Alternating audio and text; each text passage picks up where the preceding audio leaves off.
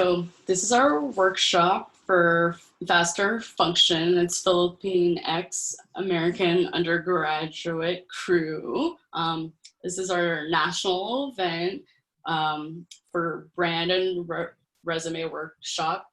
We have the amazing Regina Finuliar giving us a workshop from resumes. She's the HR business partner at Agenus and is also the past president of YFPA, Your Filipino Professional Association. And we also have Jonathan Javier delivering our brand resume workshop.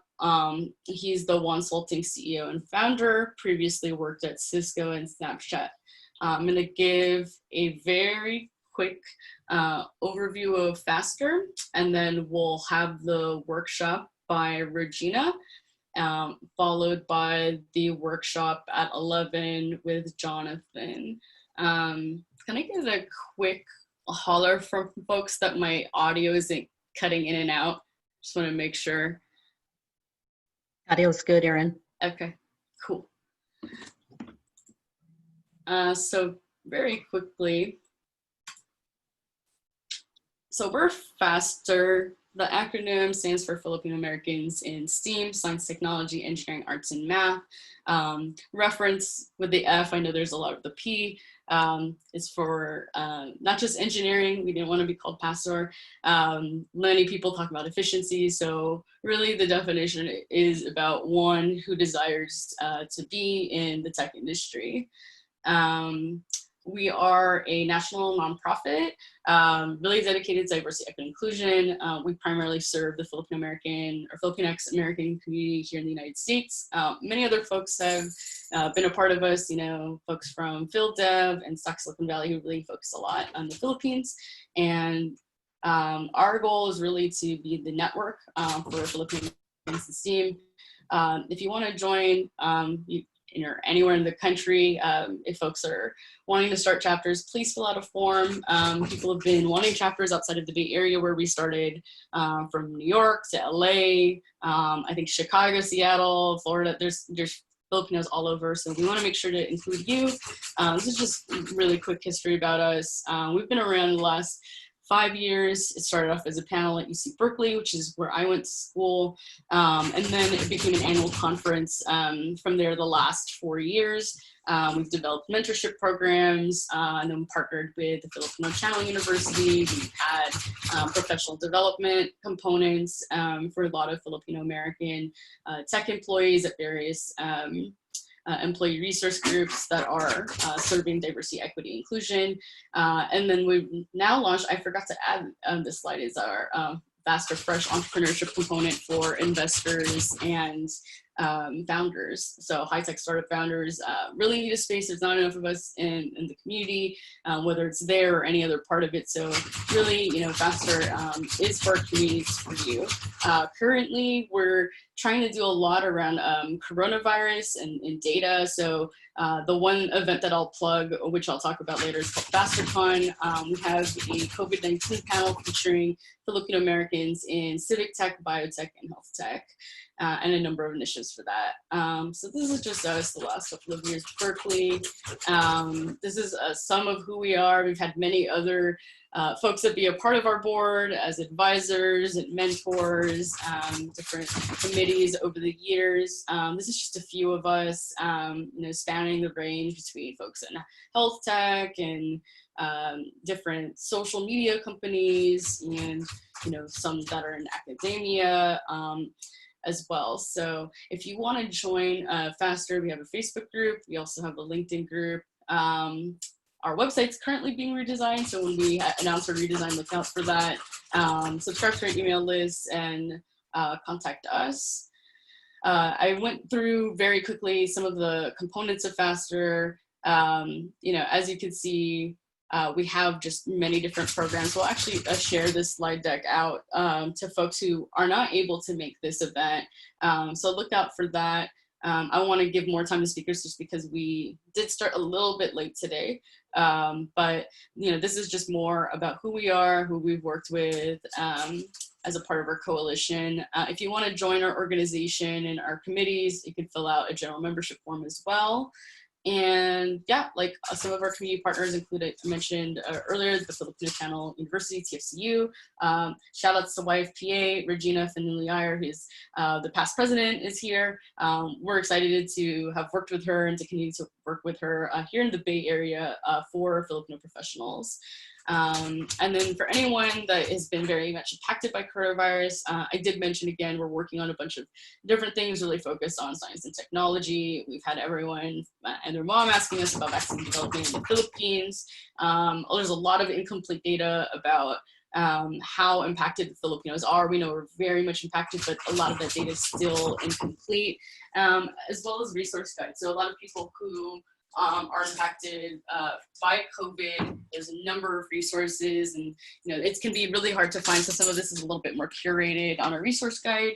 And then the last thing we wanted to plug is our other community partner. A lot of the folks from Cultivate Labs, Soma Filipinas, which is the historic district, Filipino district of San Francisco, have been actively working on the campaign Filipinos Feed the Frontlines, where they are feeding Filipino essential workers. We're helping with tech ops for them and scaling that. And a lot of the food that we're sending are from Filipino American small businesses. So please, please, please donate to them. So this is the first of our pre-FasterCon events. We have our live AMA tomorrow on Filipino Americans in FinTech. This is for everyone that's a part of our education component. We start off today with a National Brand and Resume workshop. During FasterCon, we'll have an education panel of esteemed engineers and networking breakouts. And then later next year into the spring, we'll have whiteboarding algorithms and interview prep for aspiring engineers, mock interviews across the board for any sort of like tech role, and then drop in office hours for people who need help with code review, portfolio critique, and also resumes. And that is also national. For professionals who are looking for a job or that have been displaced, we've started a little Google Docs for this database until we actually formally launch a job board for our website. So if you are a Filipino that's hiring and you want to hire more Filipinos, which we always love, please post a job here. If you're looking, definitely check it out. And the last things I think I mentioned, so Filipinx for Black Lives. Black Lives Matter is still really important, as much as folks, I think, this is probably from an old slide, but people can read our statement of solidarity there. We have like a list of Black organizations to donate and support. We did have an event, so I can tell, sorry, this is an actual error here, but we have a video as well. So check out just any of our YouTube channel that has our video for that. And yeah, our conference is coming up, FasterCon. So a lineup of events that we have starts today.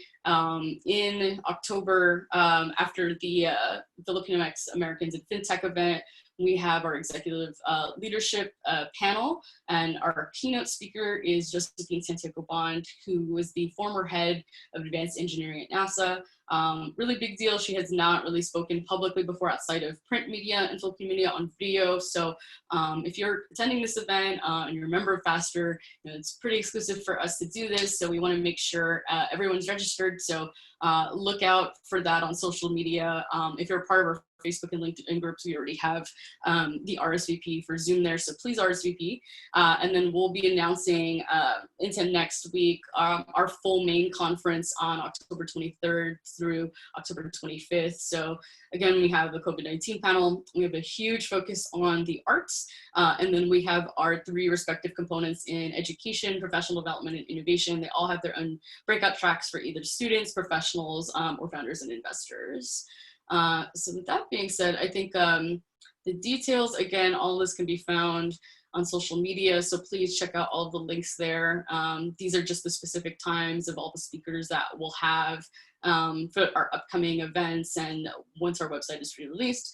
I'm going to turn it over to Regina, so we're actually going to switch over to her screen, I think, for her slides, and she'll be delivering the resume workshop.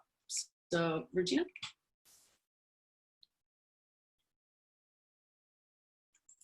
Give me a holler. All right, can you hear me okay? Mm-hmm. Okay, let me share my screen. Good morning, everyone. Thanks for joining. Can you guys hear me okay? Yes. All right, excellent. So thanks for joining the resume workshop this morning. Really important to have a key resume to work with. We were just talking with Erin earlier today, right now, especially with COVID this year, a lot of us do not have jobs. A lot of us are having challenges finding jobs. And we really want to have this resume to represent ourselves and to brand ourselves and to promote ourselves, to sell ourselves, because this is going to be your key ticket to hopefully getting that interview or getting a chance to speak to that hiring manager or that recruiter at the ideal company that you're looking for. So thanks for joining.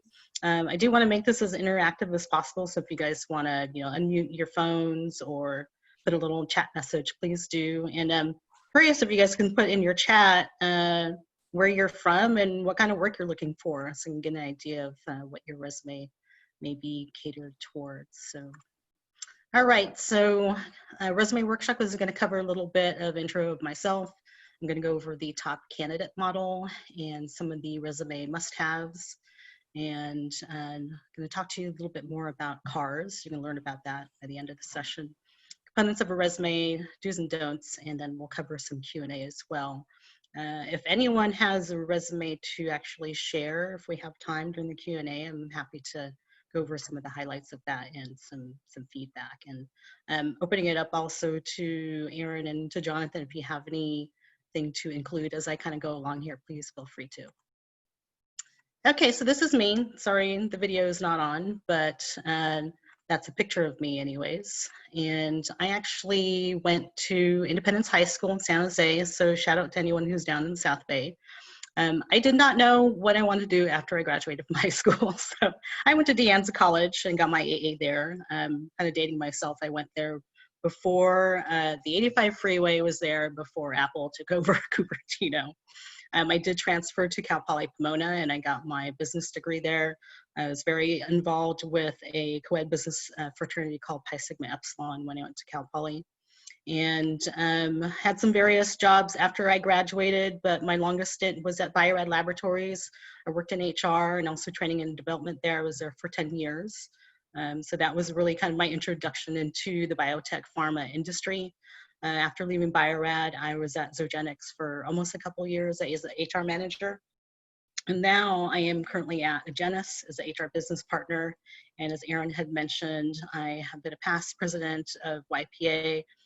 Also was the scholarship director this year for our scholarships for high school graduating students involved in the Filipino community. If you guys know anyone who's interested in applying, we have those applications due around April of every year.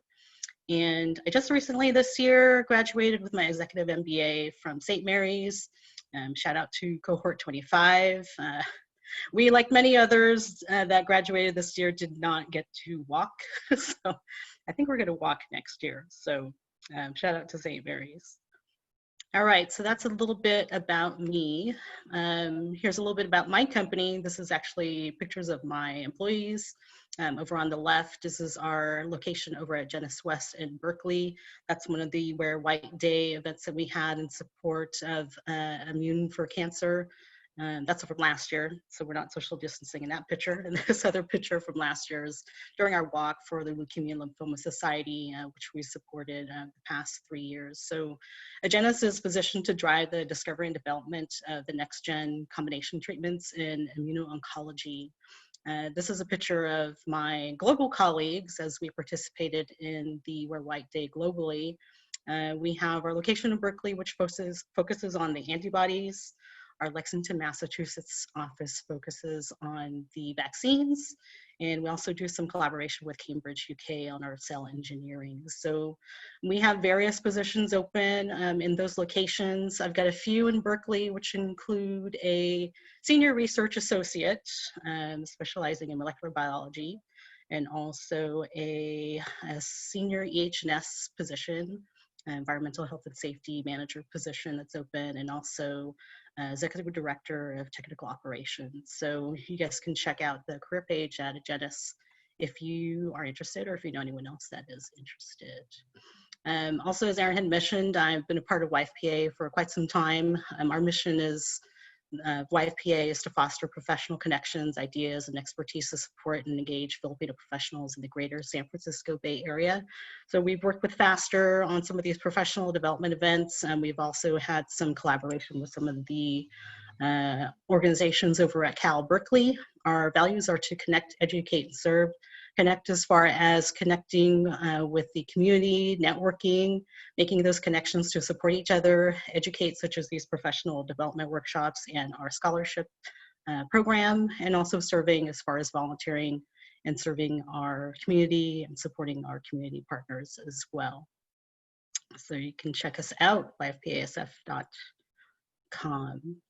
Okay, so now I'm going to start in regards to the top candidate model. And this is a model that I feel as a recruiter for myself is something that I really look at in all of the candidates that we look at for the company.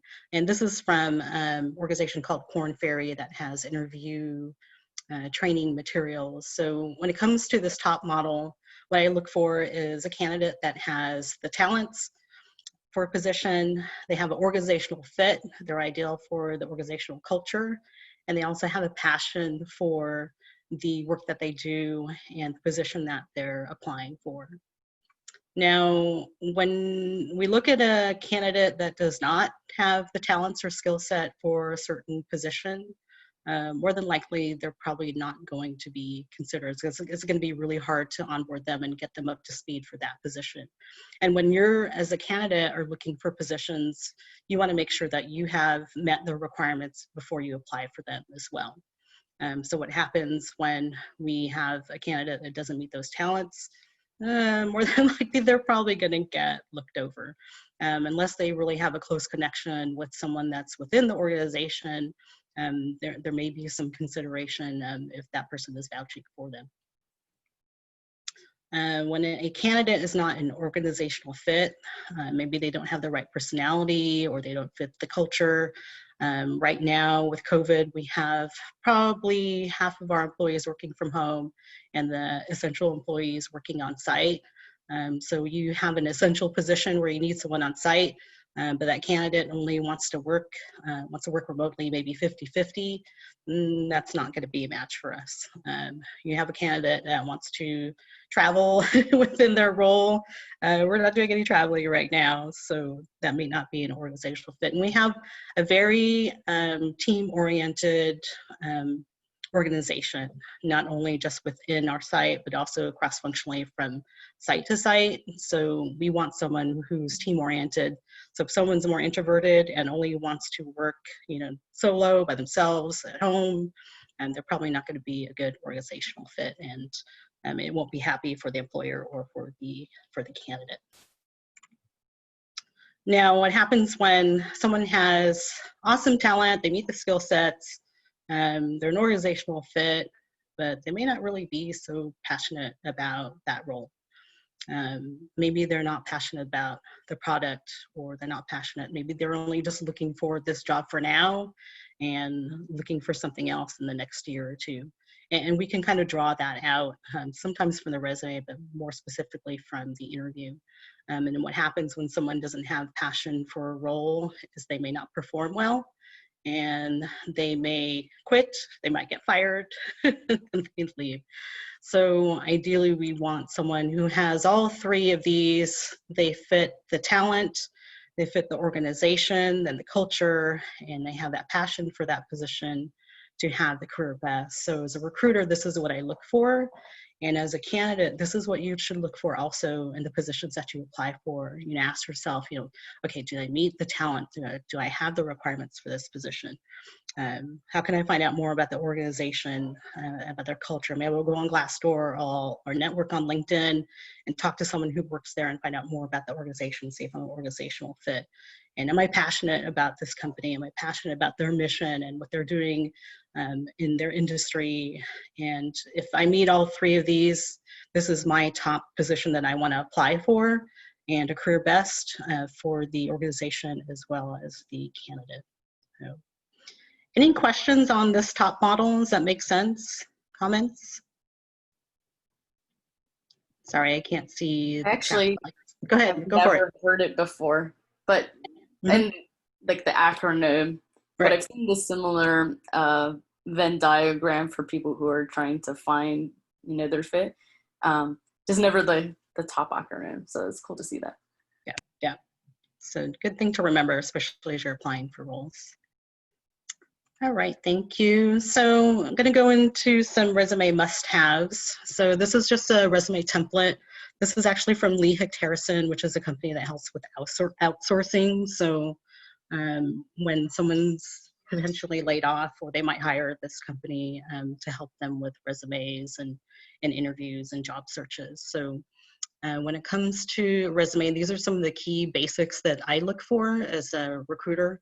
So your summary statement is first. This is really going to be kind of like your elevator pitch on a resume. This is going to be promoting yourself. This is going to kind of really ask a recruiter to, hey, look at this resume. It's a brief summary on your experiences, where you're going, what have you been doing, what is the key occupation and industry that you work for, and what are some of the key skills that you have, maybe your personal traits and your working style as well. I recommend to bullet list also your skills inventory. So if there's specific skills, especially if that company is looking for, be it Word, Excel, or Python, or certain scientific techniques, you definitely want to list those and bullet point them, especially if they have it listed on their job posting as a requirement and you have that skill set. I want to see that as somewhere on your resume to show that you have the skill set for that. And then for the professional experiences, you want to list your most recent position first, or your most recent experience first. We're going to go a little bit more on the experiences in a minute. So recommend no more than your past 10 years of experience, if you have that much experience. Really anything over 10 years probably, unless it really ties to the specific position that you have, isn't necessary past the 10 years. Education and your certifications are important as well. So in addition to your college degree, if you have any certifications, you definitely want to list those as well. And any additional relevant information, which includes your professional affiliation. So if you're involved with FASTER on the board, or maybe you're on a committee that shows leadership.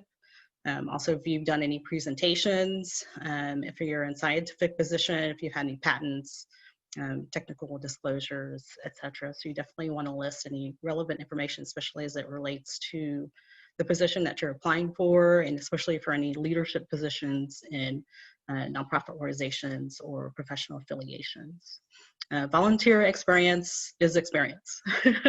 And I take that to consideration also. If someone who's maybe applying for a leadership role, like a new supervisory role for the first time, if they've had some type of volunteer experience at a nonprofit organization or a volunteer organization, they've been on a board, they help make decisions, or they've helped lead others, I take that to consideration, because that still helps build their people skills and their leadership skills. Okay. Any questions, comments on this resume template? Not like the template specifically, but like for like a college student, if you're just like underclassmen and don't have much to put yet, like would it be okay to put like high school accomplishments as well? Yes, definitely, because that's still within probably 5 years time. So if you were involved, and also awards too, if you got any awards or scholarships when you were in high school, you definitely want to list that as well, because that shows that you've been involved in at a high school level, you've gotten certain awards, so you have a certain level of intelligence or accomplishment. So that's okay if you don't necessarily have the work experience. It's okay to list your high school awards and accolations as well. I do recommend for those that are still in college, if you haven't gotten any experience with other organizations, it's a great way to get that leadership experience underneath your belt, so that you have more accomplishments to talk about in your resume as well as your interview. So it's not too late to get involved. I recommend that you do. I have one question. Go for it. I've always heard, don't have more than 1 page for a resume. Otherwise, people will throw it in the trash. And I know this is 2 pages just to go in detail, but I don't know if you have opinions on that, because I know for like the opposite, right? If it's executive recruiting, it's pretty standard. People have more than 1 page, right? They'll put in like 10 years of experience or notable places that they've spoken if they're an executive leadership track, if it's business or something like that. My guideline is two pages max. Obviously, if you don't have a lot of experience, then the 1 page is fine. But 2 pages, especially if you've been in the industry for over 10 plus years, 2 pages is okay. It's when you go over 2 pages where I get a little bit annoyed, unless you have a PhD and you have like a long list of white papers and patents, etc. to list. That I kind of am okay with, but try to stick to the 2 pages max. That's my general rule. That's good. Yep. Any other questions? Okay, so I'm going to dive into these accomplishments, and I'm going to share this acronym CARS. So this is one thing that you definitely want to remember about, because when it comes to recruiters and those that are looking at your resume, we don't only want to hear about what you did, we want to hear how well you did it as well. And you can do that by listing your accomplishments and talking about your challenges, your actions, what you did to meet those challenges, and the results that you had as well. So again, the employer is going to look at these and understand how you behaved in these real situations in the past, because your past behaviors are going to predict your future behaviors in your next role. So again, we really want to understand not just what you did, but how well you did it. So you want to include accomplishments and prepare these short personal stories to include in your resume, because your resume is kind of going to be your script when you have that phone interview, when you have that in-person interview. So if you can list these challenges, actions, results in your resume, and also prepare yourself for your interview, this is going to help you really effectively communicate to the recruiter or whoever you're interviewing with how you behaved in situations in the past. So include your CARS in these 7 areas. So for example, if you saved an organization money, or you made money for an organization, you definitely want to list that. So anything in regards to numbers is ideal, and showing how well that you accomplished that in an organization.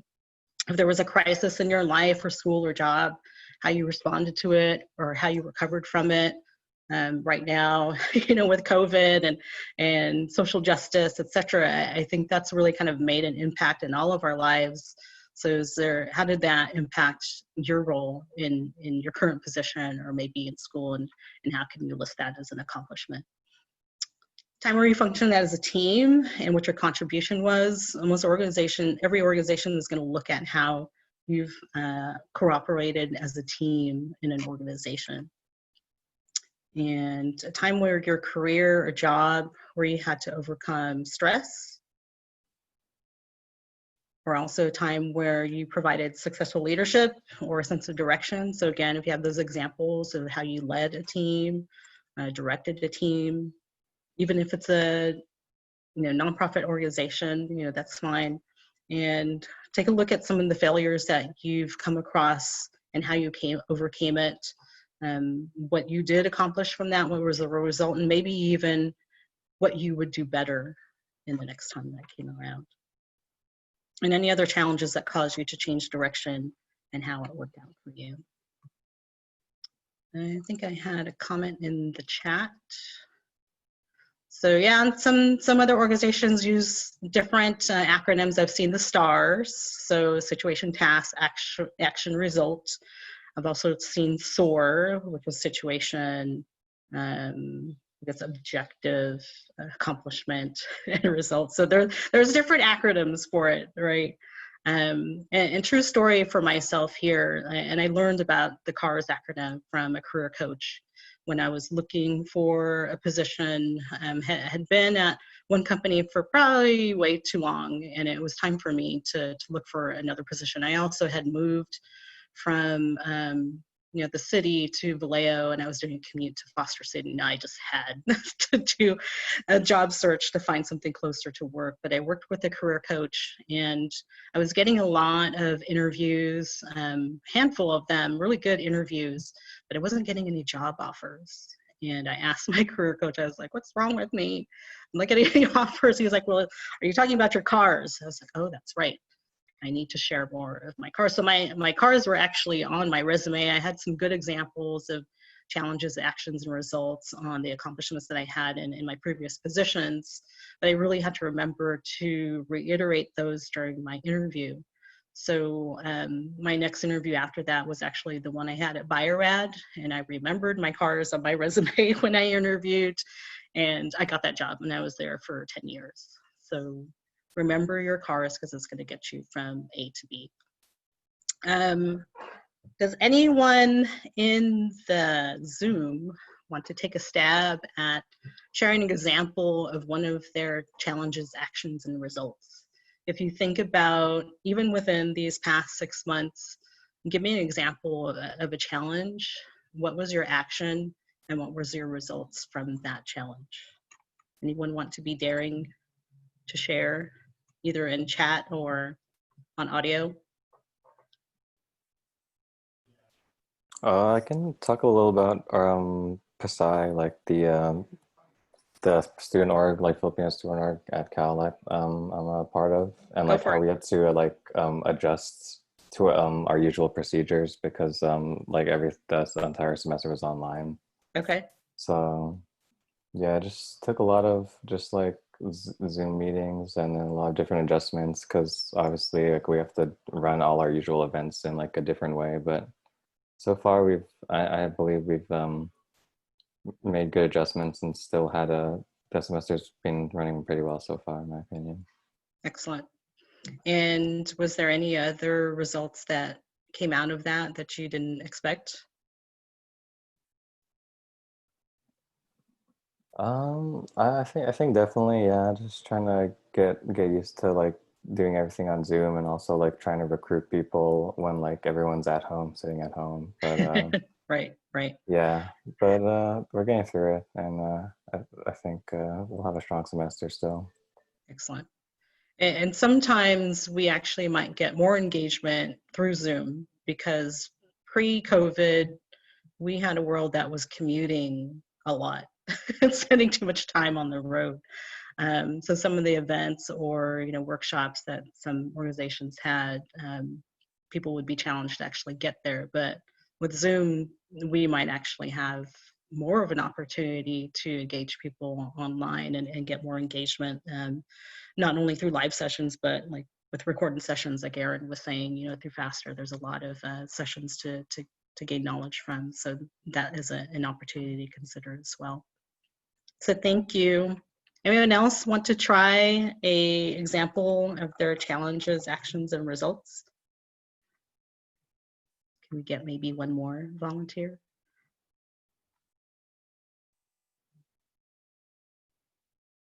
Don't be shy. Are you guys still there? They're shy. Really. All right, so I will move forward. So please remember your cars, especially when you're listing them on your resume. They do stand out, and they really show truly your accomplishments, and not just what you did, but again, how well you did it. Okay. Thank you. So here's some other accomplishment examples. Again, this is from Lee Hick Harrison. So this one designed and implemented a financial model that assured data integrity, eliminated analytical and data inconsistencies, reduced workload by 2 days, and providing ongoing support for modification and debugging of manufacturing and material handler and automation equipment, resulting to major reduction in downtime. I'm really just going to kind of go through some of the results of this. So in this example, they coordinated and responded to consumer letters, so they had measurably improved customer satisfaction. This one, they researched and determined status of uncashed checks and created a system. And initial savings is $184,000 and $20K annually. Streamlined department operations, which reduced cycle time by 20%. Introduced 2 new products that resulted in $400,000 in additional sales. For anyone applying for sales positions, you better really list how much you've been making money for an organization. And prepared and presented training on computer system for 28 people, saving the company $51K annually, and reducing complaint responses from 21 days to 7 days. So these are all good examples of accomplishments, and again, showing not just what you did, but how well you did it. So if you have any way to even just guesstimate, like if you saved a company money or there was a result, reduced cycle time by 20%, reduced complaint responses from 21 days to 7 days, really kind of think about how well you did something. And if you're not sure exactly what the specific number is, just guess. A guesstimate is okay. All right. Any questions, comments on these accomplishments? Hopefully this helps. Also, here are some action verbs to consider. So if anyone wants to try another example of a car, if you pull out one of these action verbs, it may help you think about how to start that accomplishment on your resume. So maybe you had budgeted XYZ and saved X% for an organization, or you persuaded board directors to move in a certain direction, or you trained, a group of 30 plus people in your organization on XYZ. So hopefully these action verbs will help you think about things that you really accomplished in your roles, in your organization, or even still if you have high school experience, so that you can really show and have some power accomplishments on your resume. Questions, comments on these action verbs? Hopefully this will help you get some inspiration on your resumes and your accomplishments. So some resume do's to consider. Do include your LinkedIn profile link. I, as a recruiter, do look at those as well. I want to see if there's complimentary information on your profile link. I want to see if there's been recommendations that others have made for you. I'm going to see if I know anyone that knows you, or someone else within 2 to 3 degrees that might know you, that may have put a recommendation for you. So LinkedIn profiles are just as important as your resume, so it's good to include that on your resume. Summary statement, we talked about that. Make sure you have a good power summary statement. List your experience and your CARs, again, your key skills and your technical experience, your education, your certifications, and any additional information, especially if you're involved with associations. Any fun interests that you have, hobbies, like I think I have yoga and rollerblading and karaoke and networking on my resume. And it just says a little bit more about you personally and what you do outside of work. So it's okay to have those as well. And those are like the fun facts that we kind of like to see. And don't forget to alter your resume for different positions, especially if there's key requirements that company is looking for and it's not yet on your resume. You want to make sure it's there so that the recruiter or hiring manager can understand if you've met those requirements. Okay, any questions on those do's?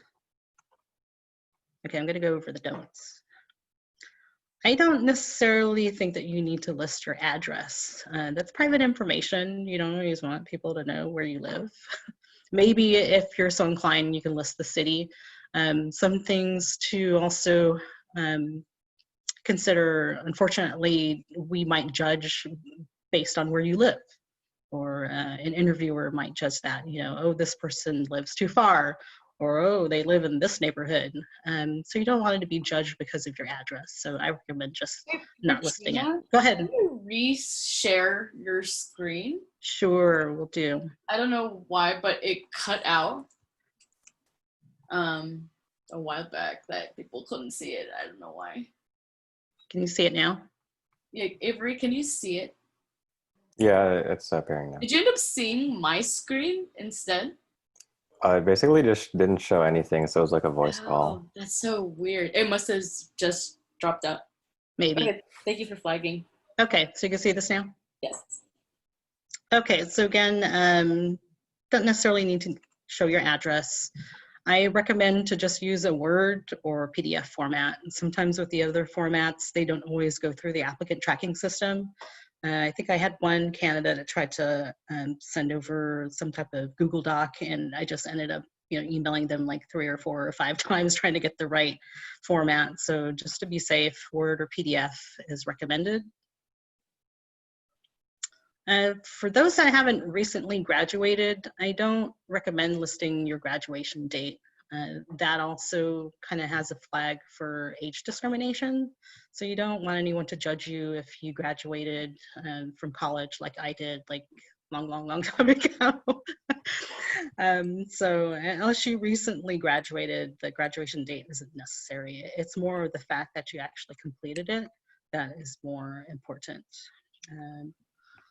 So it's just a recommendation. You don't want any age discrimination in regards to your graduation date.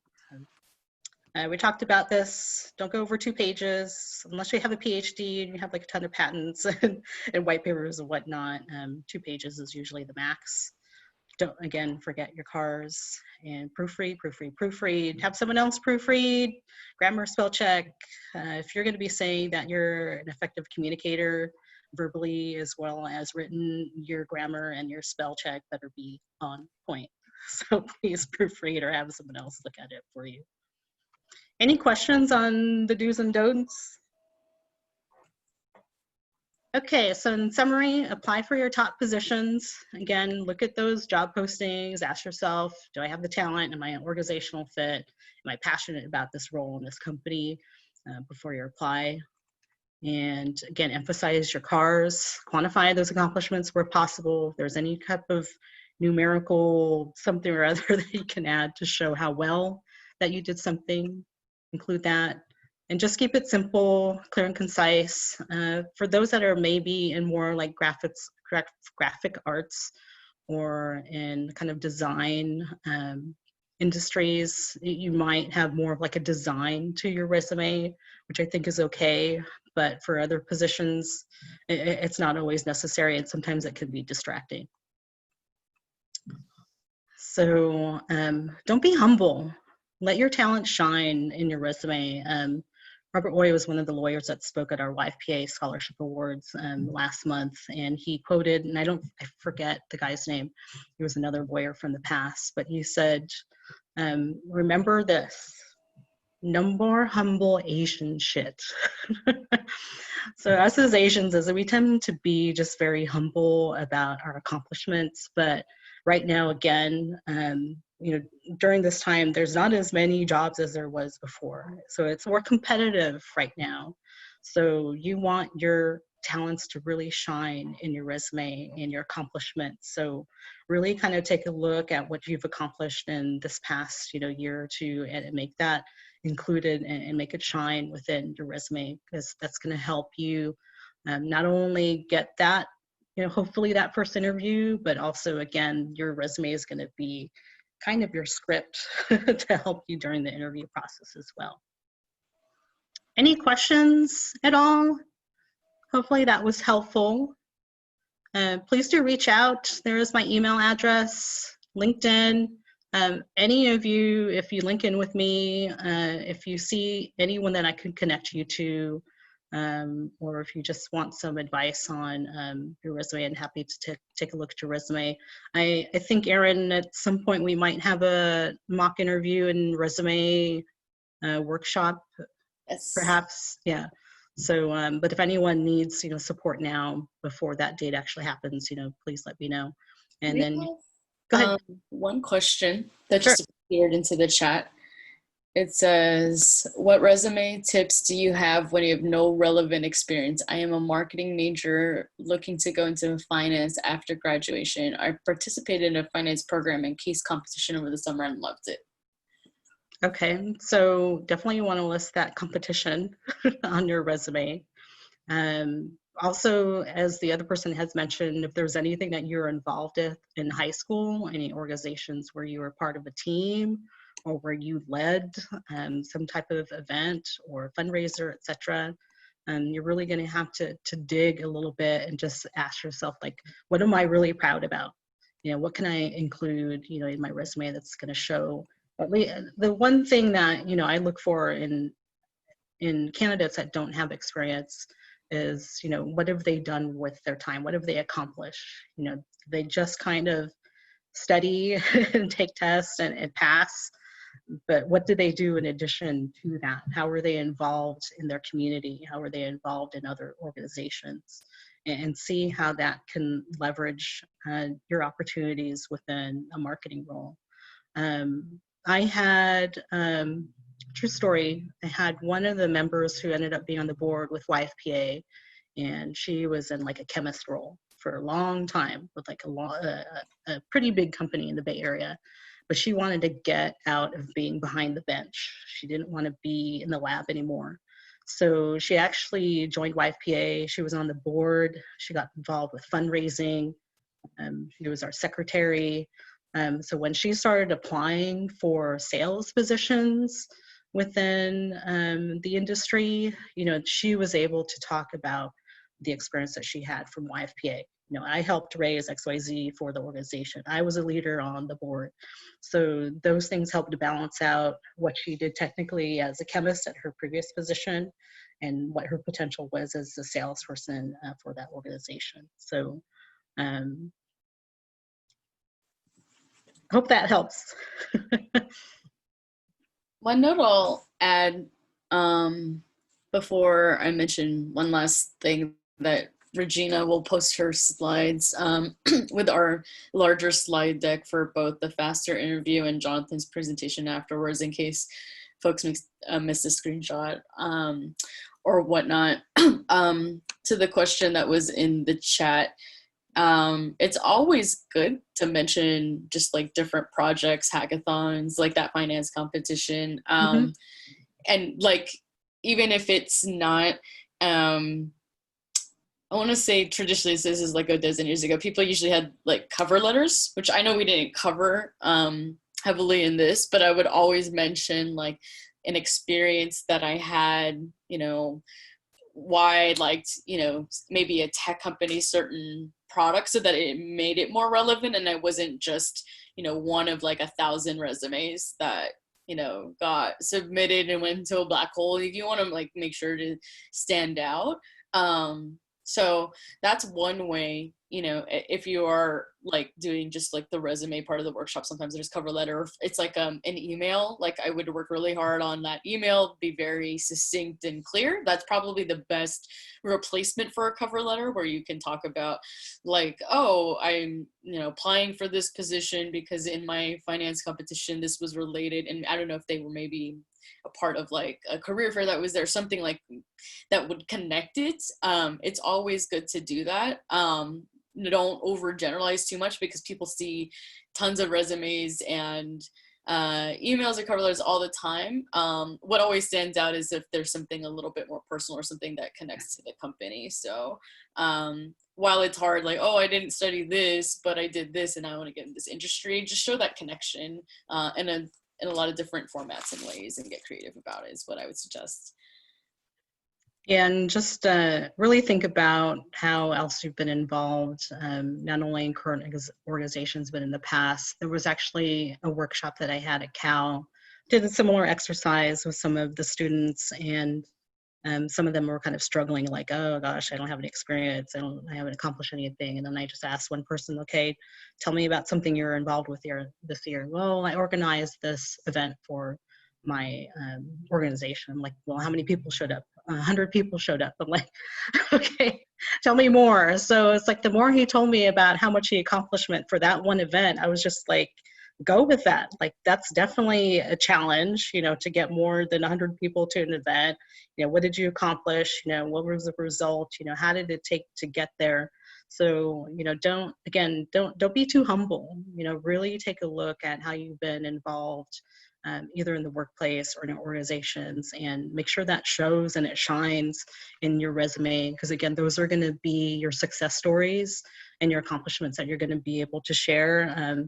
As a recruiter, you know, for those that don't have experience, again, I look at you know, what you've accomplished, but also your attitude and, you know, your personality and your potential, you know, to succeed in a role, even though you may not necessarily have the work experience. You still have some personal skill sets and probably worked in teams that you can really highlight within your resume. Before we end and transition to Jonathan's, I just want to make sure Regina gets a map of things. Can folks in the chat say maybe what year they are in school, right? Because I think some people are applying for an internship, some people just graduate or looking to graduate and enter into the market for the first time. I don't know if anyone wants to say that, because that would be helpful.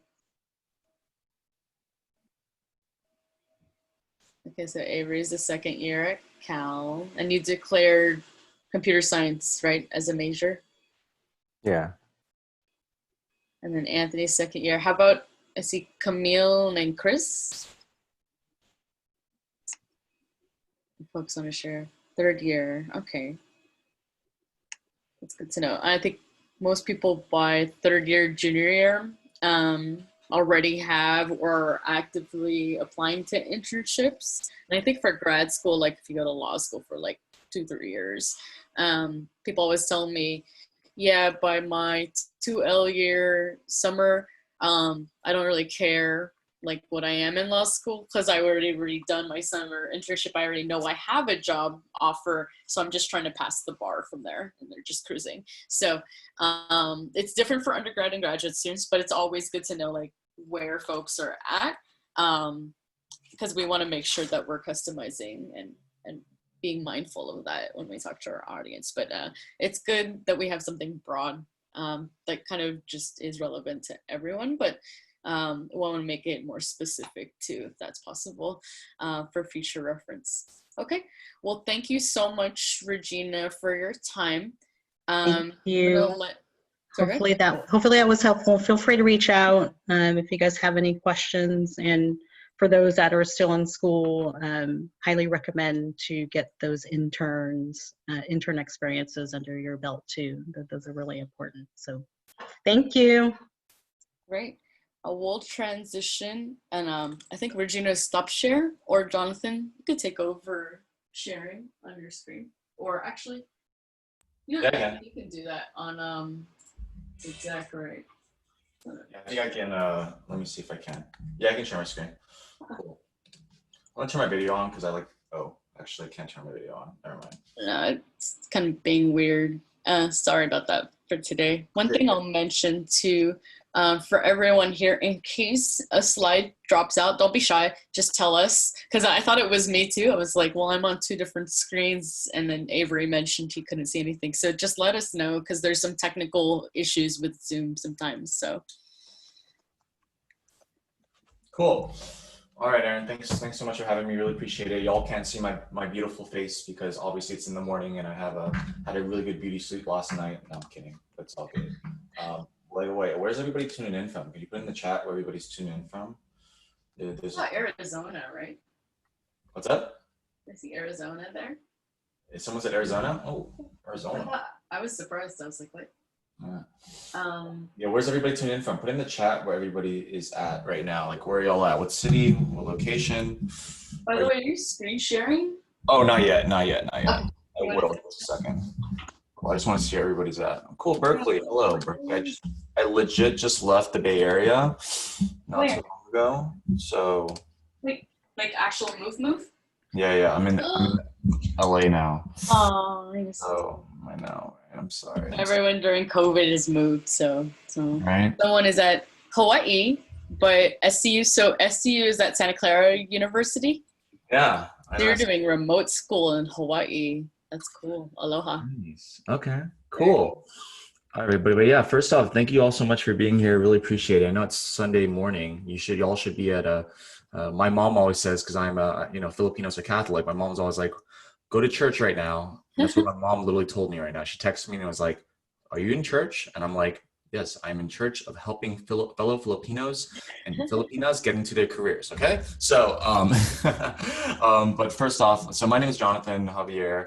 I graduated from the University of California, Riverside, class of 2017, so not too long ago. But yeah, so not I wasn't at UC Berkeley, I was at UCR, and UCR was not really a target school. But yeah, everybody, I'm actually going to go through, I know I said about digital presence, but I'm actually going to also talk, I added another layer in regards to networking. So I just want to be able to help you all into your careers, just like Regina said. So yeah, so I remember when I was applying to roles, and I applied to hundreds of these different roles, and I expected a response back from one, but in fact, I never received responses back from any. And if I did receive a response, it would just be a simple rejection. Who here has felt this way in their job search? Or who here has felt this way ever? If you have, put a sad face into the chat if you have.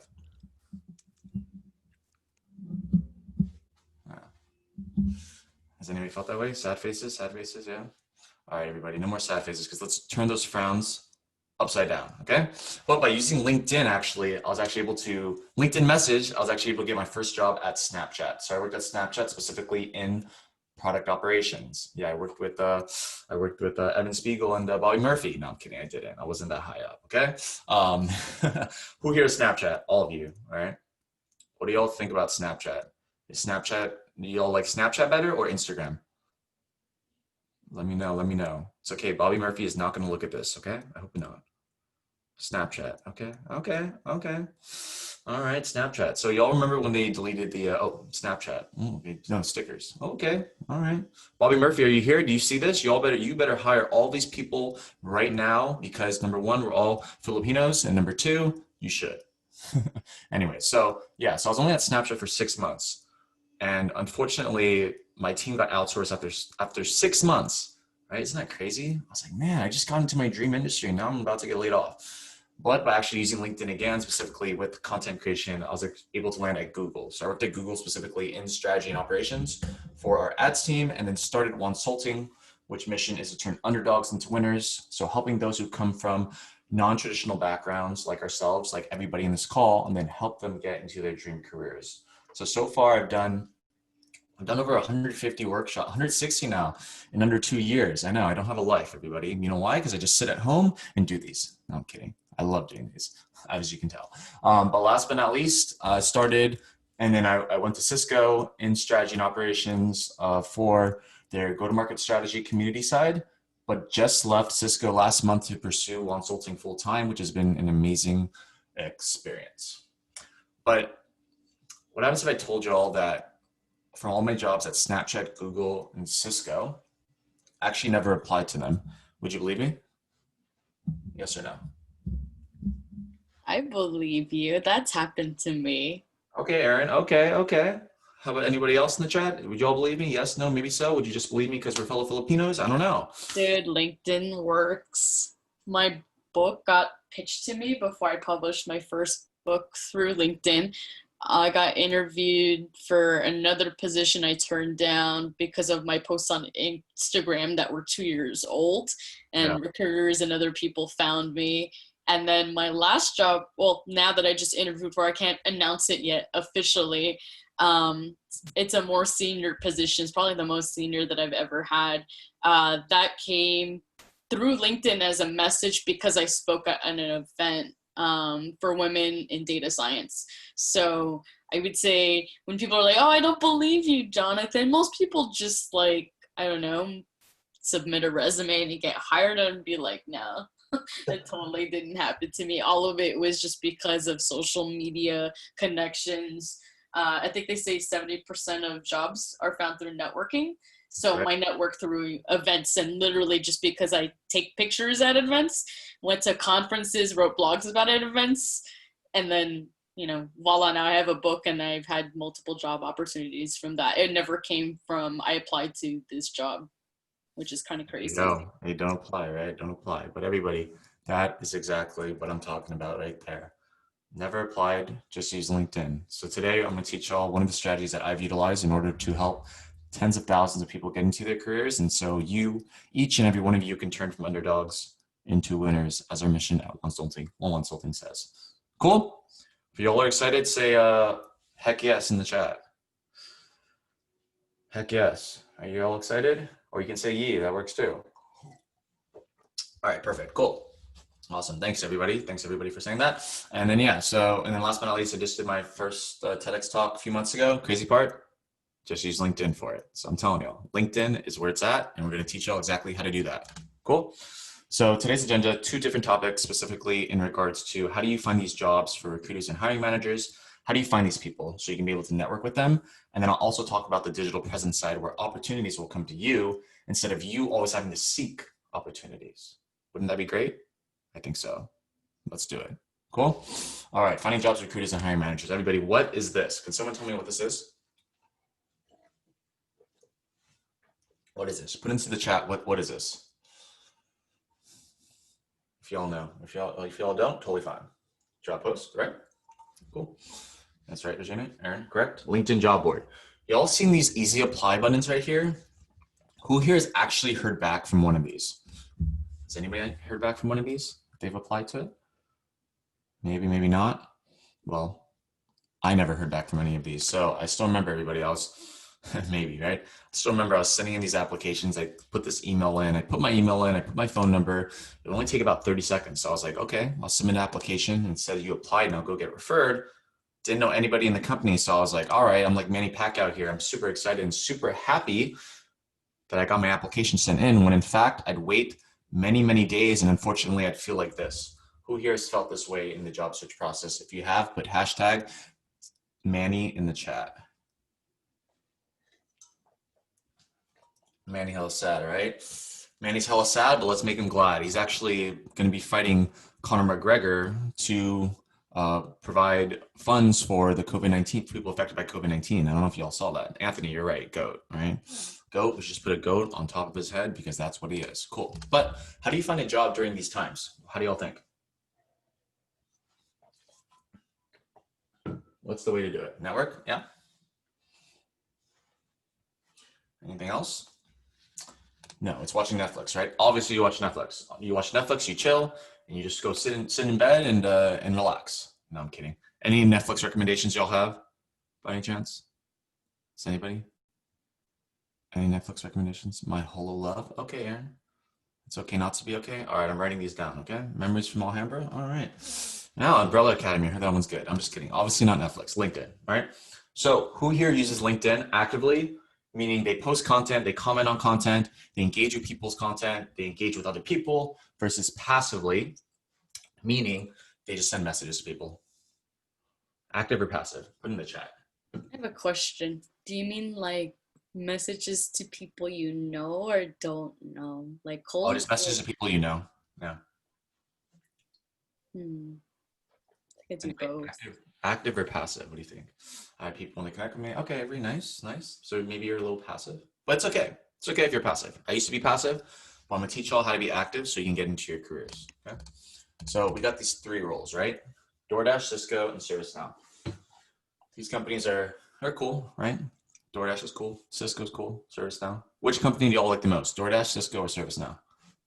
DoorDash. DoorDash. Okay. All right. Everybody else? What do y'all? Anything else? DoorDash? Y'all like DoorDash because they deliver your food, right? Yes, Avery, you literally, I beat you to it, but you told me what you said. Regina, I'm hungry too. I'm going to get some sisig after this and some, I'm just going to eat all the food I can, right? Also super biased. I know 3 people that all work at those companies at executive levels. So if people are applying there, need help. Hey, that's also why I'm biased. Holla at Aaron, okay? Anyway, so check this out. So LinkedIn, right? So what do y'all usually do on LinkedIn to network with people? Like what, someone give me something they do. Do you look up the person? Do you do XYZ? Yeah, what do you do on LinkedIn? I look up the person if I know them. I message them if I need something. Or generally, if I look at my feed, I get really amazing recommendations. Some of my friends who do a lot more in augmented and virtual reality, they stay up to date with news. So instead of me reading my email, sometimes I just look at my news feed and I just reshare if I really like it. And then they'll comment back to be like, thanks for sharing. And then I don't know, I feel more popular. Nice. Okay, that's awesome. Yeah, so What usually people do is this. So I'm just going to literally search, for example. So people will usually this. They'll go in the search bar. They'll go type in, let's just say Cisco Lift, right? Who are all these people? Well, those are all second degree connections. So the one thing I always do is I see if there's a first degree connection of someone I know there. Maybe I went to school with them. Like maybe I want to look at everyone that works at Google that went to UC Berkeley and that's Filipino. And then maybe I'll find someone that can help, I don't know, an intern get a job. Like sometimes I do. If I didn't have that network already, I think in the very early stages of my career, that's what I would do. There you go, right? But this is all the people, right? These are all the people in the LIFT program. And that's how you do it. No, I'm kidding. If y'all believe that, I would be laughing because a 5-year-old could figure that out. But what you actually have to do is this. So you see at Cisco Lift, that's the position, right? It's a company position. You see right here at the more section. You click content, right? Now, who is this person right here? This person obviously is in the LIFT program, right? The crazy part is this, everybody. What you all see nowadays is people doing the little humble brag in regards to them announcing their positions, right? The thing is, though, you can utilize these in order for you to get into your career. And you want to know exactly how? Check this out. So what I used to do when I was a student and I was trying to network with hiring managers, I literally find these posts. I literally go right here. Now, who the heck is this person? And someone put in the chat, who is this person right here? This person is literally the hiring manager for the role. How long did that take me to find? How many seconds? How many hours? How many minutes? Very quickly, right? Maybe like 5 seconds. Crazy part is this, everybody. Why would I ever apply to the Cisco Lift program when, number one, I can reach out to the Lift intern, ask her to send me an introduction to the hiring manager, or reach out directly to the hiring manager, which is Wendy Shio Ruwat. Reach out to her directly, say I'm interested in the Cisco Lift program, and then get into the company. This is how you do it specifically in regards to, instead of applying, why not ultimately go to the hiring manager who has the hiring decision to hire you for the role. And if you don't believe me, check this out. You know who these people are?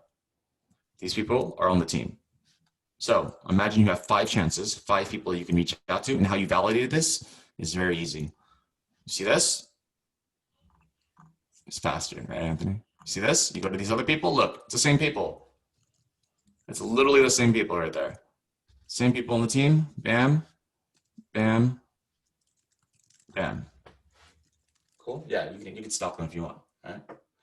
That is exactly what you do, everybody, in order for you to find the hiring managers or recruiters for your roles. This is what I've taught so many people, and literally all they do is just reach out to them, and I'm gonna give you a template of how to exactly do that. Cool, any questions?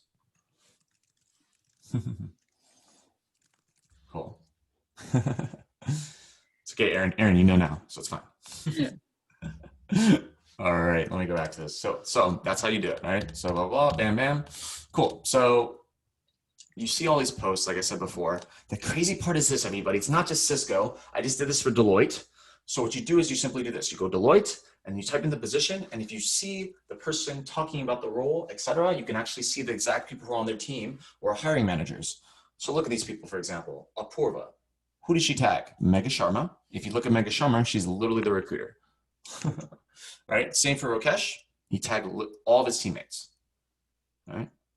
Erwin, Julian squared with me. All these people are either on the hiring managers or on the hiring team. It's that simple. And the crazy part, everybody, it takes you about 30 seconds. Unfortunately, the system teaches you that you have to go apply to hundreds of different roles and expect a response back from one, when in fact, you might not receive a response back from any because your resume ultimately goes into the black hole. But if you do the steps that Regina said in regards to making your resume great and then doing this, imagine you going to that recruiter or hiring manager and showing them that you are a qualified candidate, which then gets you the job. Cool. Any questions? Any questions? Cool. I have a question. Yes, go ahead. For just anyone who doesn't know, like, how do you know who the hiring manager is? Like, so for example, a company reached out to me like 6 months ago to be hired, and it was like an engineering lead. He actually, like, pitched his story to me that was super customized and said, oh yeah, I used to work at Google. I really liked your background. I liked that you did AR, VR, and in biotech. So it was very targeted. I could tell it wasn't a random person, but I didn't know if he had the final decision, right? Versus like, if it was a recruiter, like how do you know? Is it just someone that has the title manager and lead? That we assume that, because I know that's different for every type of role or company. Mm-hmm. Yeah, that's a good question. So number one, there's a difference between the recruiter and the hiring manager, of course. So if y'all are networking with these people, the recruiter is the one who sources the one for the hiring manager, and you'll know if they're the hiring manager if, number one, they're your second round interviews, which they usually are. Number two, they usually have manager in their title, like Wendy said, like Wendy had. And then number three, you can see for a fact, like one when they, let's go back real quick. So if I go back with Shelby, says she tagged the specific people. So Eduardo is the manager. And then you also have the leads of the program who are on the team. Wendy, Estrella, and Tim. Cool. And yeah, usually when you hover over it, it'll say their position, which is nice, right? It's like, thank you for simplifying my life. Miss Regina, I had a quick question. Yeah, yes, of course. You can go back to that slide. Yes. So do people usually list, like shout out like their team? Because I know some people might in this list like, oh, I started a job at such and such company, but they may not necessarily list like the actual team that they're working with. Yeah, good question. So what you do is this is actually another part that I usually talk about in other workshops, but I'll just talk about it right now. What you do is you go to that post, and if they don't tag anybody, you go look at who liked or commented on it. You look at the people who liked and commented on it. Usually the people who comment on it are on the team because they're welcoming the person to the team. Very cool. Crazy, huh? Crazy, huh? I never like thought about this. crazy, like look at content all the time. I never thought secret of it. stalker action. Yeah, like everybody, I literally do this stuff. Like I think of like I post strategies all the time. Like I think of these things like just super randomly because I'm like, how is like what is and why and that's a great question, Regina, because everybody like think about what are you going to do that nobody else is going to do? Because what happens is like example, like for Lyft program for Cisco, probably 1,000 people apply. But how many people do you think actually get a recommendation from a hiring manager? Probably not a lot. And there's probably like 5 positions. So then if you get recommended from the hiring manager, you ultimately can get an interview and then it's all up to you. So it's always about that quality game in terms of that. There's always like one position for like 1,000 applicants at Google for engineering. Exactly. Just, yeah. So this is actually very useful to stand out. There you go. But yeah, and this is the message you can send. So let's say that I'm reaching out to, I think your name is Shelly. So I say, hi, just say, hi, Shelly. Hope your day is well. My name is, you can just say your name. Let's say my name is Chris Gamayo. And then say what year you are. Let's just say your 4th year at UC Berkeley. And then you say, I saw that you were you recently got a job at, let's say Cisco. Congrats. It would be great to connect with you. This is all you say. The reason why you just say this is because you just want to get them as a connection at first.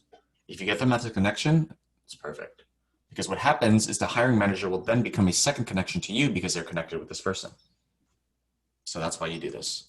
And the reason why you send the personalized invite is because not a lot of people do it. But you know who does it? Regina. Regina sent me one yesterday. Woohoo! Go, Regina. Gotta work the LinkedIn. Or the LinkedIn, exactly, right? And then you're probably wondering like, okay, once if they add me, what do I send them in a message? Well, here you go. So you're gonna say, thanks for connecting, blah, blah, blah. And then you said, saw you recently got a job, congrats. And then you talk about, if you can get on the phone with them about their experience and their story. Now, this is very important because what happens in society is this, unfortunately, we will go up to people who work at these big companies and literally say, hey, Aaron, give me a job at Google. And people have done that. Exactly, right, Aaron? Like, no one's going to just be like, okay, Aaron, here you go, Chris. I'm just going to give you a job on a silver platter, et cetera, right? And we come from Filipino backgrounds. Come on, guys. We got to make it happen. So this is why you see the story part, because every single person has their own story. And what I say all the time is everybody has their underdog story of how they get into their company and they turn into a winner.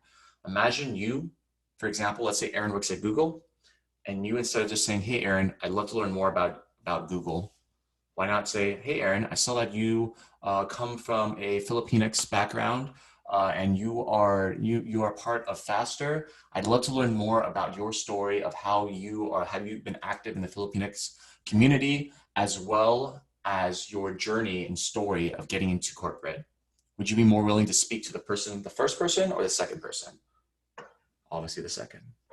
Right, Aaron? Yeah, so one thing I'll mention is someone did message me recently. I was like, for real? You're asking me for a job? The only reason I responded, she did go to FasterCon like 3 years ago. I didn't even remember her. She's like, help me get a front engineering job. All of her skills matched something that someone else was looking for literally the day before. Damn. And that is the only reason. If she had messaged me randomly and I was like, man, you're just someone else trying to hit me up for my network and job and you're Filipino too. Like, I always want to help everyone, but I literally have like every inbox full, LinkedIn, IG, Facebook, Gmail. I mean, I hear everything. You'll see everything in Faster. People want to know, like, hey, I'm an engineer from the Philippines and I don't want to lose my visa. Help. I get direct service inquiries like that, or hey, I'm thinking about getting hired onto the Biden campaign. What do you think? Because they know me and I'm involved in that. People who do know me. And then so when it becomes like warm, like you're connected to me and I may or may not remember you and you're asking, it has to be relevant, right? Luckily at that time, because I had something that literally someone asked me before, it's good. But had I not, and it been random, right? If they didn't actually ask, oh, blah, blah, blah, you know, I'm Filipino too, and then you have your story. Because I get those as well. I actually get those in 10. It's like, well, what else, right? I would probably ask, like if they did look me up, like, hey, you work in AR, VR too. I'm Filipino also, and I'm, you know, thinking about doing X. Do you have 5 minutes to tap, or what do you think? Or do you have other folks? You know, if they were more specific like that, it's a little bit more targeted, then I can be like, what are you asking me? Because I guess the last thing I'll say, this is without the Filipino tip, this is just AR, VR, and a lot of the women's work that I've done for like DEI. So I had another nonprofit focused on women underrepresented communities. I would just get, between myself and co-founders who are all lead marketing engineers or engineers in general at Mozilla, Microsoft, Intel, really big companies. They've all been developer evangelists. So they have, you know, almost like content influencer following that they meet thousands of people. They're way more popular than Twitter, but people come to them all the time. So they had to teach me how to filter, because I would get so many inquiries asking me, can you give me 30 minutes of time for a chat? I was just like slammed. I was like, I can't say yes to all of these. So how do I prioritize what to say yes to? And what I would do is send them back and forth a question. And it ended up being 9 times out of 10, they didn't need 30 minutes of my time. They needed a blog post telling them, how do I find my way into augmented virtual reality as a designer? And I'm like, well, I have a chapter of my book just for that. So go buy my book, or like, I'll send it to you on discount or for free or whatever. And this is actually what you need. So I think in being strategic about networking, know what you're asking for, right? Because some people, if you're a recruiter or program manager hire, sure. For a lot of other people, maybe they're on the team, they might be getting hit up a lot as well. So try to figure out, outside of like, this is just a job, extracting value for them. Like, how are you, instead of saying, I want to work at Google because I'm dope, you want to be like, this is what I can contribute to Google because I am dope, right? So it's the same sort of thing. Like, why should I reply to you? What's the benefit for me? 100%. Providing that value is extremely important to everybody. So make sure to do that. Okay, cool. All right, any questions on that? Any questions?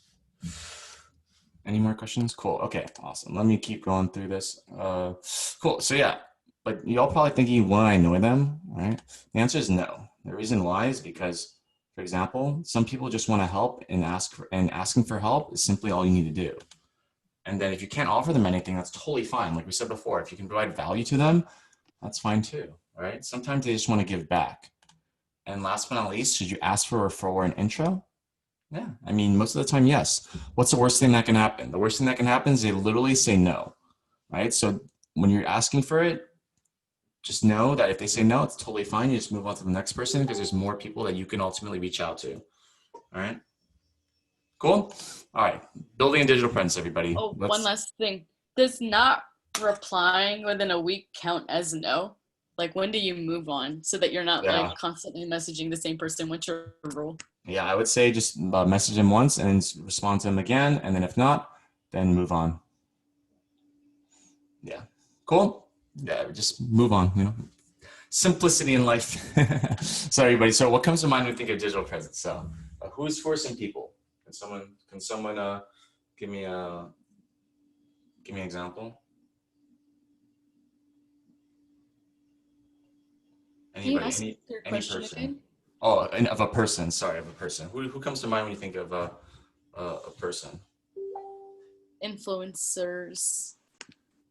Influencers, cool. Okay, influencers, yeah. All right. Who knows who this guy is right here? Who is this? Elon Musk. Perfect. What do you think about Elon Musk? What are some words to describe him? Tesla, SpaceX. Tesla, SpaceX, Musky, right? There's all these words to describe Elon Musk. Have you all met him before? Arrogant, right? Yeah. Have you all met him before? No. No, he right? uses Twitter in the wrong ways all the time. Yep, exactly, Twitter. See those words to describe him? You all have never met him, but you know him through social media. So let's go through his social media, specifically Twitter, right? So for example, let's go through this one, right? Tesla made 0 cars in 2011, but will make 500K in 2019. Jeez. What are some words to describe Elon Musk just from this tweet? Confident, cocky. Cool, yeah, confident, arrogant, groggy, yeah. Sorry, my Facebook thing is going weird, I don't know why. Anyways. Yeah, all those different words, right? Just from a simple tweet, everybody. This is one line of tweet, right? But those are some words to describe him, right? Might be confident. It might be this guy is insane. I don't know, right? Those words describe him exactly. Now, how about this one? If you like tonight's launch, blah, blah, you will really like Falcon Heavy. I don't even know what the heck he's saying. But what do you think about this tweet about Elon Musk when you're reading this tweet?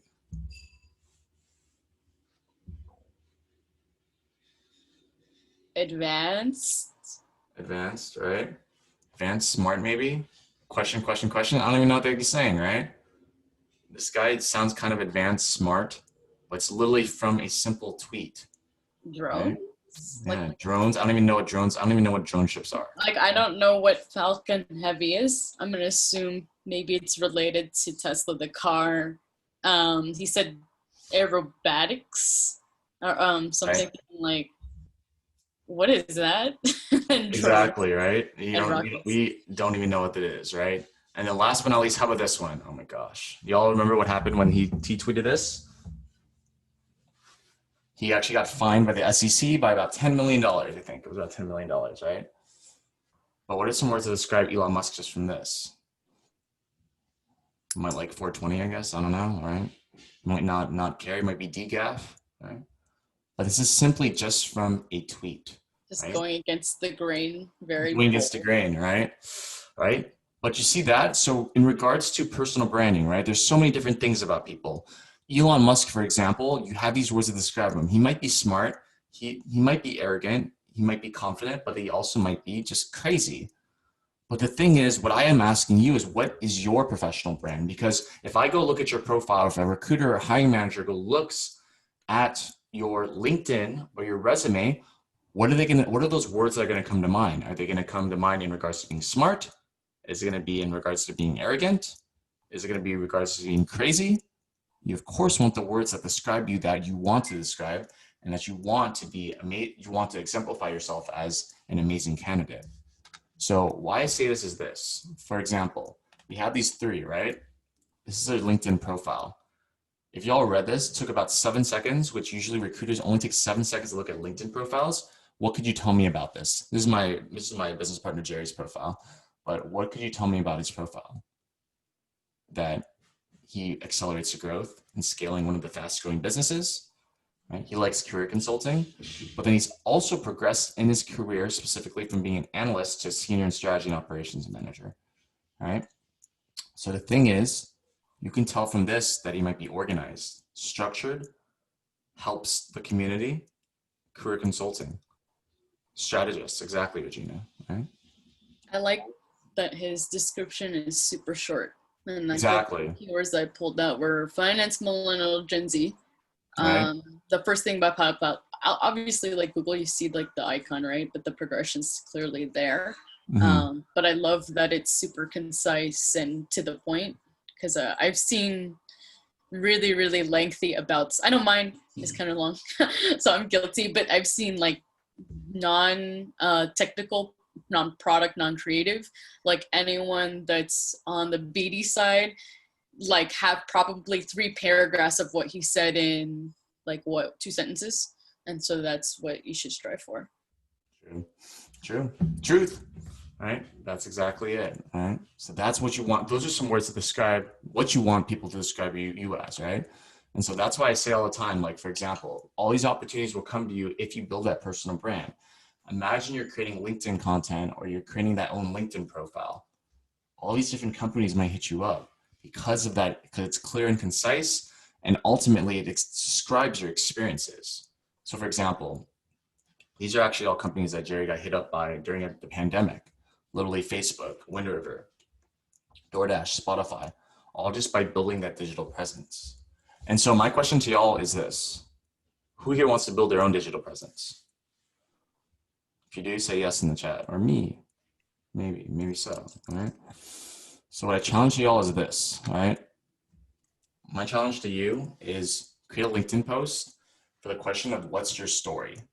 You can tag you can tag me, Aaron, and Regina, and tag us and tell us more about what your story is. Tag faster too as well. Put the hashtag faster, put the hashtag Wonsulting, or put the hashtag JWell, for example, and then share your story, because what's going to happen is this: people are going to be seeing your profile, and then, for example, your post will be just like this. These 2 people actually did it.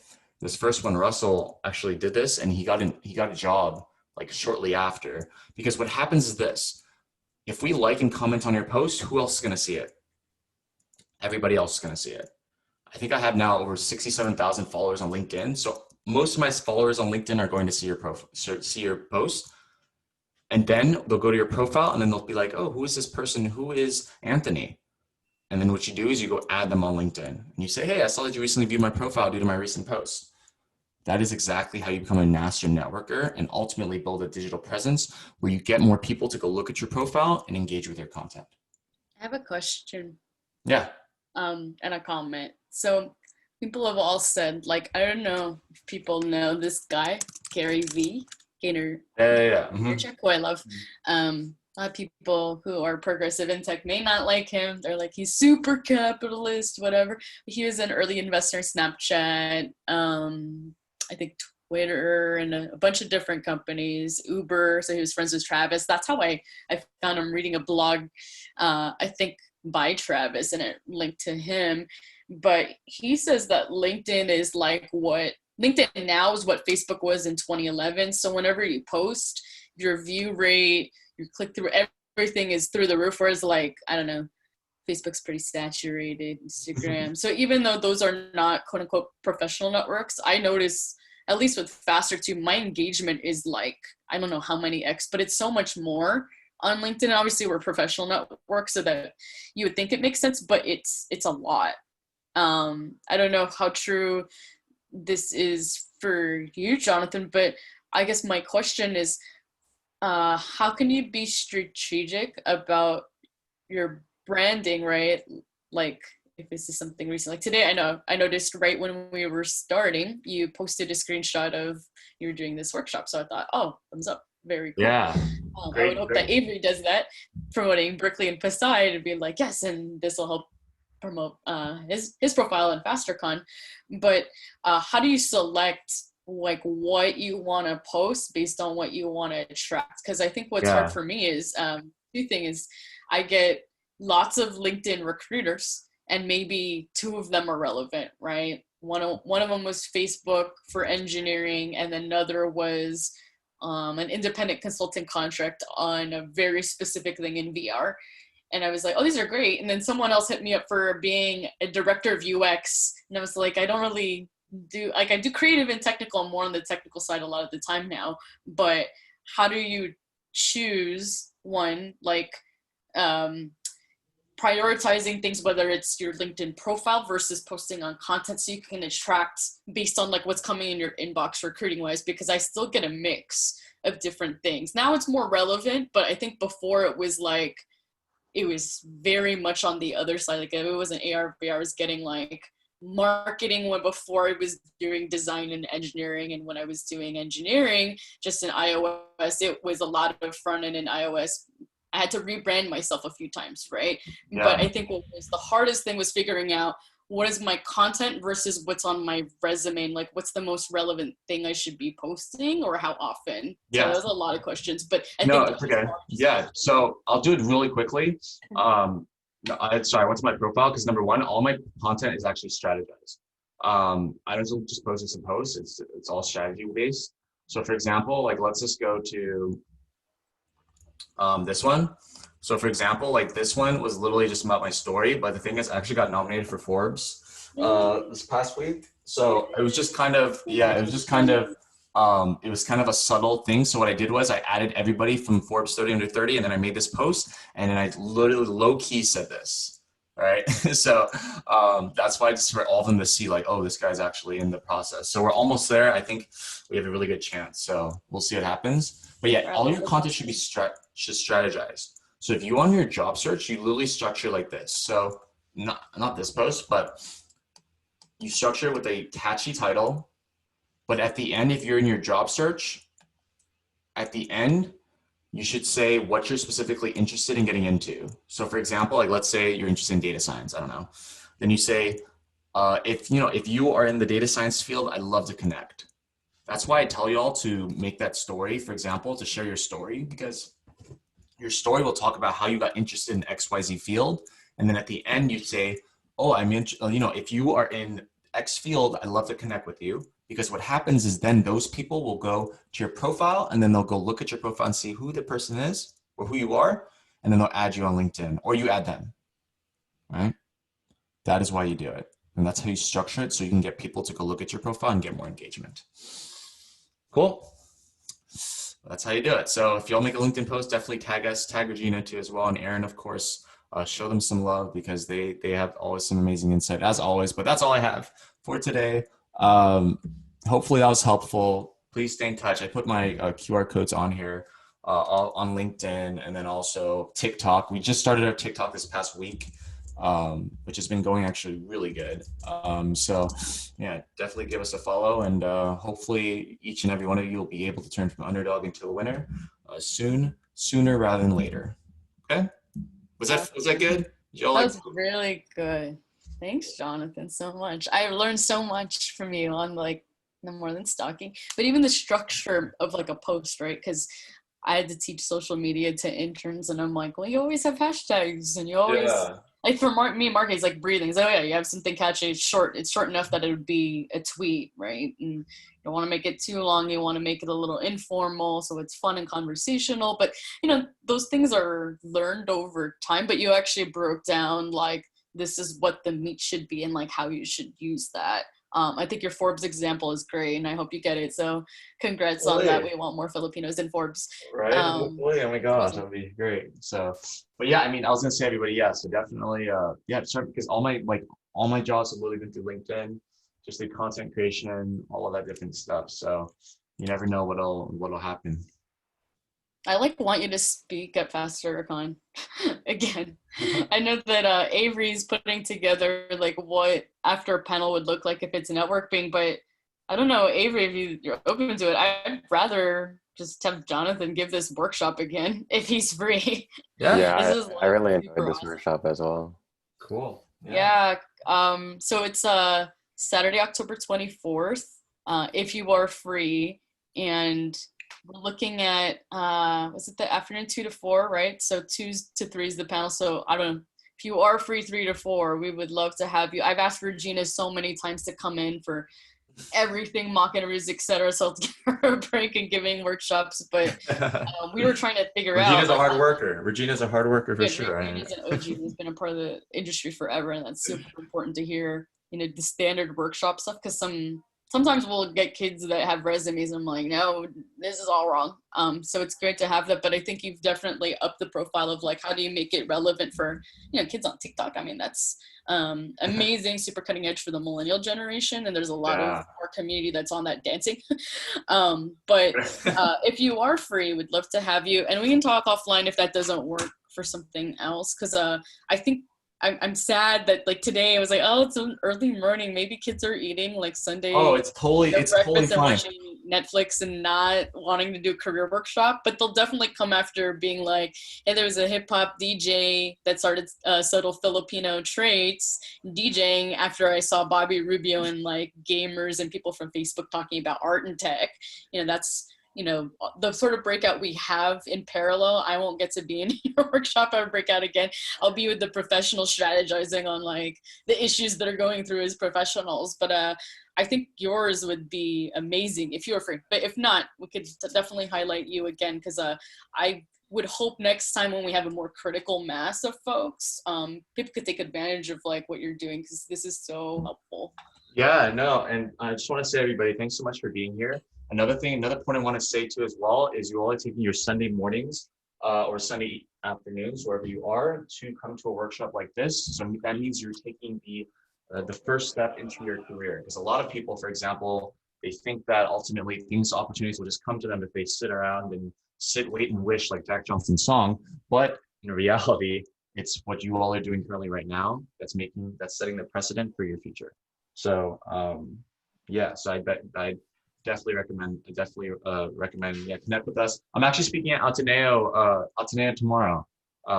Super excited for that, because my Lolo graduated from there. I'd never met him because he passed away, but it's really I'm always happy to give back to awesome. The homeland, to you all. Like, so Ateneo is like the Stanford of the Philippines, right?